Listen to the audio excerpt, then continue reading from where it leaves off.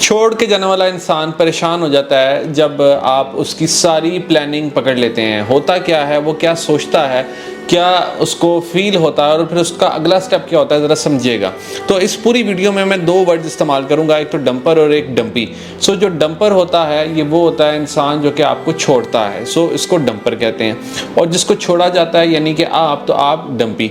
जो डंपर होता है वो सबसे पहले जैसे ही आप उसको बताते हैं कि जी मुझे पता चल गया कि तुम इस वजह से मुझे छोड़ना चाह रहे हो कि तुम मेरे साथ सीरियस थे ही नहीं, तुम मेरे साथ शादी नहीं करना चाहते, और इस वजह से अब जब मैंने शादी की बात की है या जब मैंने इसको ऑफिशियल करने की बात की है तो तुम मुझे छोड़ के जाना चाहते हो। तो साथ ही शेम एक्टिवेशन, ये पहली चीज़ उसके ब्रेन में होती है, शेम एक्टिवेशन। अभी जो शेम एक्टिवेशन है ये 2 तरीके से होती है। शेम एक्टिवेशन होती क्या है, ज़रा ये भी समझ लें आसान अल्फाज में कि 2 तरह के रिस्पॉन्सेज ज़्यादातर छोड़ के जाने वाले इंसान के माइंड में आते हैं कि अब मैं ये रिस्पॉन्स दूँ। नंबर 1 तो ये कि फ़ाइट करने की वो कोशिश करता है। वो ये सोचता है कि अब मैंने इस सिचुएशन से कैसे निकलना है, इसको तो मेरी ये प्लानिंग पता चल गई क्योंकि मैंने उसके साथ शादी करनी ही नहीं थी। तो वो सोचता है कि क्यों ना मैं अपनी इस शेम को ओवरकम करने के लिए सारा ब्लेम इस पर डाल दूँ और मैं इसके साथ फाइट करना स्टार्ट कर दूँ, मैं आर्गूमेंट करना स्टार्ट कर दूँ, मैं इसके साथ अब ऐसा एक हीटेड आर्गूमेंट करूँ कि ये खुद ही मुझे छोड़ दे या फिर इसको ये रियलाइज़ हो जाए कि जो ये बात कह रहा है वो गलत कह रहा है। तो वो एक तरह से आपके ब्रेन के साथ दूसरा इंसान खेलता है क्योंकि वो ये चाहता है कि ये सारा ब्लेम आप पर शिफ्ट हो जाए, उस पर नहीं, आप पर सारा शिफ्ट हो जाए और फिर आप कटहरे के अंदर आ जाएं और आप एक्सप्लेन करते चले जाएं कि आखिर आप इतने बुरे इंसान क्यों हैं। तो वो आपको बुरा इंसान बनाना चाहता है, वो खुद बुरा इंसान नहीं बनना चाहता।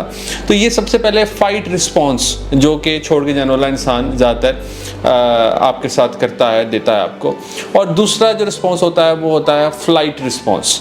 अभी जो फ्लाइट रिस्पॉन्स है इसमें डंपर आपको ये फील करवा देता है कि जी क्योंकि अब तुमने मुझे ये बात कर दी है, या तुमने वो इनडायरेक्टली वो आपको ये शो करवाता है और उसको पता तो चल जाता है कि अब तो इसको पता चल गई मेरी टैक्टिक। तो वो क्या करता है कि वो खामोशी से निकलने की कोशिश करता है और वो उसको एस्केप करता है, यानी या तो वो ब्लॉक कर देगा आपको या फिर वो आपके मैसेज का रिप्लाई नहीं करेगा, यानी स्टोन वॉलिंग करना स्टार्ट कर देगा, या फिर वो कुछ 2-3 जुमले कह के जो है वो आपसे जान छुड़वा लेगा। यानी वो आपको ये कह सकता है कि चलो तुम्हें अब तो सारी प्लानिंग पता चल ही गई है तो अब मैं जो है ना मेरी अब जान छोड़ दो। तो वो इस तरह से आपको तंज़िया अंदाज में ये बात करेगा और उसके बाद वो निकलने की कोशिश करेगा। तो ये 2 तरीके से, एक तो शेम एक्टिवेशन होती है, कोग्निटिव डिसोनेंस भी होती है। कोग्निटिव डिसोनेंस मतलब ये कि उसके अपने अंदर एक कन्फ्लिक्ट पैदा हो जाता है, डंपर के अपने ब्रेन के अंदर कन्फ्लिक्ट पैदा हो जाता है और उसको अब समझ नहीं आती कि ये अब मेरे साथ हो क्या रहा है। यानी वो आप पर कंट्रोल हासिल करना चाहता है, वो चाहता था फ्रॉम द बिगिनिंग कि वो इस रिलेशनशिप को कंट्रोल करे, वो ये चाहता था। और जो ख़ास तौर पे जो नार्सिसिस्टिक ट्रेट्स रखने वाले लोग होते हैं वो तो हमेशा कंट्रोल दूसरे पर रखना चाहते हैं। तो उसने कोशिश की कि वो कंट्रोल रखना चाहे। अब उसको ये फील हो रहा है कि जो उसने कंट्रोल रखना था आप पे, क्योंकि ऐसे लोग ख़ास तौर पे जो उनका विक्टिम होता है, जैसे आप विक्टिम हैं इनके, तो जो इनके विक्टिम होते हैं वो उनको इजीली लेट गो नहीं करते, इजीली छोड़ते नहीं हैं। वो अपने माइंड में ही रखते हैं कि हमने इसको कंट्रोल करना है। तो अब क्या हुआ कि जब आपने उसकी प्लानिंग को पकड़ लिया और आपने उसको एक्सपोज कर दिया उसकी नज़रों के सामने, तो वो कहता है कि भाई ये अब मैं क्या होगा मेरे साथ, मैं अब कैसे कंट्रोल करूँगा इसको तो सारा कुछ समझ में आ गया। उसके बाद अगली स्टेज आती है नार्सिसिस्टिक रेज की। अब नार्सिसिस्टिक रेज ऐसी स्टेज होती है कि जिसके अंदर वो इंतहा का गुस्सा करता है, इंतहा का, यानी मैक्सिमम पीक को छूता है, वो कुछ भी करता है उसमें। यानी वो उसमें क्योंकि वो खिला जाता है, उसको समझ नहीं आती कि हुआ क्या है मेरे साथ, तो वो अजीब सा रिएक्ट करता है। वो शाउटिंग करना स्टार्ट कर सकता है, वो आप पर तरह तरह के ब्लेम करना स्टार्ट कर सकता है, वो कुछ भी कर सकता है, बट वो आपको गुस्सा करके दिखाता है। ये उसके अंदर एक अब स्ट्रेस होता है, एक एंगर होता है, तो वो एंगर अब आप पर डिस्प्लेस करना चाह रहा होता है वो। क्यों? क्योंकि वो उसको कंट्रोल नहीं कर सकता उस एंगर को, क्योंकि उसने तो बहुत अरसा से आपको कंट्रोल करने की कोशिश की थी, और अब आपने जब उसकी सारी प्लानिंग को पकड़ लिया है तो वो आप पर गुस्सा करता है। वो कभी नहीं चाहता कि आप उसकी ज़िंदगी से जाएं, वो आप पर कंट्रोल हासिल करना चाहता है, मगर वो वक्तन फ़ौक्तन आपको ब्लैकमेल करता रहता था कि वो आपको छोड़ देगा, और वो आपको अगर टाइम पास के तौर पर उससे रखा हुआ था या स्टैंड बाय के तौर पर रखा हुआ था, तो वो ये चाहता था कि आपको इसका पता ना चले। मगर जैसे ही आपको उसकी टैक्टिक्स का पता चलना स्टार्ट हुआ तो उसकी पावर ख़त्म होना स्टार्ट हुई। याद रखिए कि जो नार्सिसिस्टिक इंसान होता है, अगर आपने उसको डिसआर्म करना होता है तो आप सिर्फ ये प्रिटेंड करें कि आपको पता चल गया है कि उसकी क्या प्लानिंग है। यानी जब आप ये समझ जाते हैं कि दूसरा इंसान नार्सिसिस्टिक है, और जब उसको पता चल जाता है कि इसको पता चल गया है, सारी पावर ख़त्म हो जाती है, सारी पावर ख़त्म हो जाती है। याद रखें कि सारी की सारी पावर ख़त्म हो जाती है। फिर जब उसकी सारी पावर ख़त्म हो जाती है तो फिर भी वो कुछ टैक्टिक्स यूज़ करता है। वो आया लव बॉम्बिंग करता है। लव बॉम्बिंग से मुराद है कि वो एक्स्ट्रा फिर आपसे स्वीट होगा। वो थोड़ा सा पहले अगर आप पकड़ लेते हैं उसकी सारी चीज़ों को, तो वो स्टार्ट में तो बहुत अच्छा बनने के लिए शायद वो साइलेंट ट्रीटमेंट की तरफ चला जाए और आप भी चले जाएं, मगर उसके बाद वो लाजमी वापस आता है। लाजमी 2 तरीके से वो आपको कंट्रोल करने की दोबारा से कोशिश कर सकता है। एक तो लव बॉम्बिंग, मैंने अभी आपको बताया कि वो लव बॉम्बिंग से मुराद है कि वो कोई ना कोई ऐसी बात लाजमी करेगा कि जिससे कि आपको यूँ महसूस होगा कि ये इंसान तो वाकई बहुत अच्छा है। यानी वो एक्स्ट्रा स्वीट हो जाएगा आपके साथ। वो कोई एम्पैथी गेन करने के लिए कोई चीज़ कर सकता है। वो कोई भी ऐसी हरकत करेगा कि जिससे कि आपका ट्रस्ट उस पर दोबारा बिल्ड होना स्टार्ट हो जाएगा, और आप अपने आप को डाउट करना स्टार्ट कर देंगे कि शायद मैं ही ना गलत हूँ, ये इंसान तो बहुत अच्छा है, तो वो इस तरह भी कर सकता है। फिर वो गिल्ट ट्रिपिंग करेगा। गिल्ट ट्रिपिंग से मुराद है कि वो सडनली आफ्टर फ्यू डेज़ आपको दोबारा कॉल मैसेज कर देगा और आपको ये फील करवाएगा कि उसकी ज़िंदगी आपकी वजह से ख़राब हो गई है, उसकी ज़िंदगी आपकी वजह से ख़राब हो गई है। हालांकि वो एट द बिगिनिंग आपको एक्सेप्ट नहीं कर रहा था, बट अब वो आपको ये फील करवाएगा कि उसकी ज़िंदगी ख़राब हो गई है आपकी वजह से।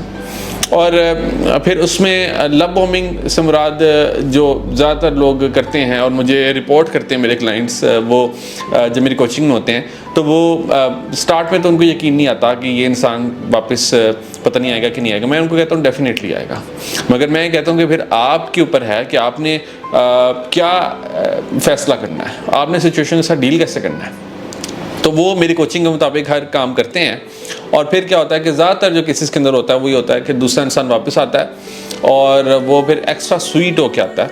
वो मैसेज पे मैसेज, कॉल पे कॉल करता है और रोना स्टार्ट कर देता है। वो बहुत ही ज़्यादा डिमांडिंग हो जाता है आपसे लव के मामले में। यानी वो ये डिमांड करता है कि देखो तुम जो तुमने मुझे कहना है मुझे कह दो, जो तुमने मुझे सज़ा देनी है मुझे दे दो, मुझे मगर छोड़ के ना जाओ। तो यही जो पहले इंसान आपको छोड़ के जाना चाहता था वो अब आपसे ये बैक करता है कि जी तुम मुझे ना छोड़ के जाओ। और ये वाकई हकीकत होती है। अगर आपको ये महसूस हो रहा है कि शायद ऐसा नहीं होता या ये एग्जैजुरेशन है, ऐसा नहीं है। ये वाकई ऐसा होता है कि जब आप दूसरे इंसान की सारी प्लानिंग समझ लेते हैं, आप बेशक उसको ना भी बताएं, मगर जब आप समझ लेते हैं तो आपके एक्शंस उसके साथ डील करने के चेंज हो जाते हैं। यानी आप जो पहले उसको यहाँ पे वो था जब आपकी ज़िंदगी में शामिल हुआ था, फिर ऐसा ऐसा करके जब आप उसको यहाँ तक पहुँचा देते हैं ना अपनी नज़रों में, आप उसको बहुत ऊपर ले जाते हैं। जब आप उसको एक्स्ट्रा ऊपर ले जाते हैं तो वो आपको फिर एक्स्ट्रा ही नीचे लेके जाता है। वो आपको एज एन ऑप्शन ट्रीट करता है। और जब आप उसको छोड़ते हैं या आप साइलेंट ट्रीटमेंट की तरफ चले जाते हैं, क्योंकि वो आपको स्टार्ट से एक्सेप्ट नहीं कर रहा था। ये मैं बात उन रिश्तों की कर रहा हूँ कि जिसका कोई फ्यूचर नहीं होता। जब आप साइलेंट ट्रीटमेंट देते हैं, आप छोड़ते हैं, आप अपनी ज़िंदगी के ऊपर फोकस करते हैं, वो इंसान लाजमी वापस आता है। लाजमी वापस आता है। वो इसलिए लाजमी वापस आता है क्योंकि वो आपको कंट्रोल करना चाहता है और उसको ये महसूस होता है कि आपने अब उसको रिजेक्ट कर दिया है। जब उसको ये पता चल जाता है कि आपने उसको रिजेक्ट कर दिया है और आप अब टोटली ट्रांसफॉर्म हो गए, तब आप सचमुच अपनी कामयाबी समझिए। आपने इतना स्ट्रांग होना है। यानी आपने दूसरे इंसान को ये शो करवाना है, उसको शो करवाने के लिए नहीं, अपने आप को स्ट्रॉन्ग बना के शो करवाना है कि मैं अब अपनी ज़िंदगी से पूरी तरह से खुश हूँ, मुझे अब तुम्हारी ज़रूरत नहीं है। आपने उसको ये सामने उसके रख देनी है सारी सिचुएशन कि भाई तुम मुझे स्टार्ट में तुमने रिजेक्ट किया, स्टार्ट में तुमने कहा कि तुम मेरे से शादी नहीं कर सकते, या तुमने जो फॉर ग्रांटेड लिया, और मैं तुम्हारे पीछे नहीं आया, मैं तुम्हारी बैगिंग नहीं की, यानी मेरी अपनी भी ज़िंदगी है। तो जब आप दूसरे को ये क्लियरली बता देते हैं, क्लियरली एक बाउंड्री ड्रॉ कर देते हैं, तो दूसरा फिर लाजमी इस चीज़ को फील करता है और आफ्टर फ्यू डेज वो वापस आता है। But it all depends on your response कि आपका रिस्पॉन्स क्या है।